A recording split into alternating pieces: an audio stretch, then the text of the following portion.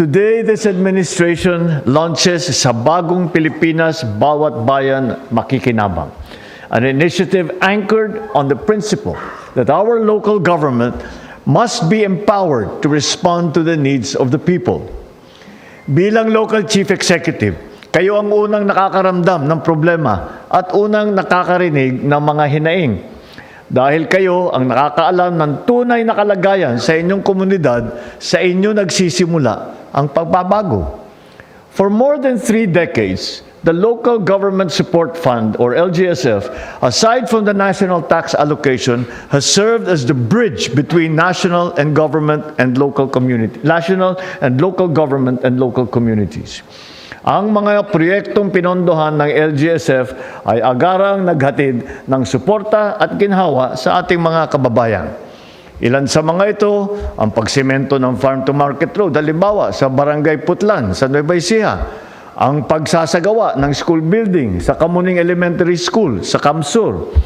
Nakapaghatid din tayo ng kuryente gamit ang renewable energy sa Barangay Sayon at sa Agusan del Sur.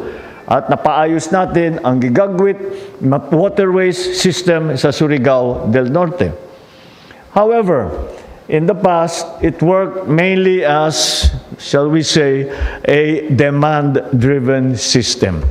Inilalabas lamang ang pondo kapag ang lokal na pamahalaan ay nakapag-submit ng lahat ng requirement para sa panukalang proyekto.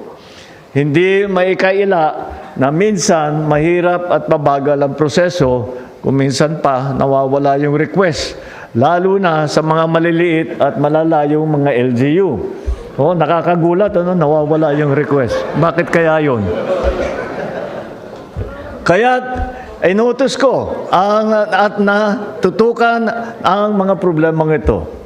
Nagsagawa tayo ng malawakang konsultasyon kasama ang Union of Local, ang ULAP, the League of Municipalities of the Philippines, League of Cities ng buong Pilipinas, upang tukuyin kung anong mga hakbang ang kailangan natin gawin. Una, tinaasan natin na mahigit 34 na bilyong piso ang ating LGSF para sa 2026. Kaya sa kabuuan nito, umabot na ang pondong yan sa halos 58 bilyong piso. Pinakamataas sa buong kasaysayan ng LGSF. Bukod pa riyan, pinabilis at pinadiretso na natin ang pagdating ng LGFF sa bawat lokal na pamahalaan. Ginawa namin to dahil sa pagkilala na ang pangangailangan ng tao, gaano man kaliit o gaano kalaki, ay hindi pa nag-aantay pa. Upang matiyak na ang bawat sentimo ng pondo ay malinaw ang direksyon, nagtakda tayo ng mga prioridad na programa na magpapalakas ng ating mga sektor. Sa usaping pagkain, mula sa LGSF, mamamahagi tayo na 60 kilong bigas sa higit 5 milyong pamilyang Pilipino. Makakatanggap ang bawat pamilya ng 10 kilong bigas sa loob ng 6 na buwan kada taon. Sa tulong na ito, may ihahin na sa hapag ang bawat pamilyang Pilipino. Mas magiging maayos ang nutrition ng ating mga kabataan at kahit papano'y gagaan ang gastusin sa araw-araw. Popondohin din natin ang pagtatayo ng mga ospital at health station. Sisikapin na magdagdag ng mga medical equipment upang maging mas abot kamay ang serbisyong medikal. Inaasahan nating mababawasan ang pag-aalala ng mga Pilipino sa kanilang kalusugan. Kailangan na rin nating paigtingin ang ating paghahanda laban sa mga sakuna na pinalala ng climate change. Bibigyan natin ng suporta ang ating mga kababayan upang magkaroon ng multipurpose hall, sports facilities, iba pang mga pasilidad na maaaring magamit bilang evacuation center. At iba na ang disenyo nito upang kaya na kahit na gaano kalakas ang bagyo o lindol na dumating sa atin.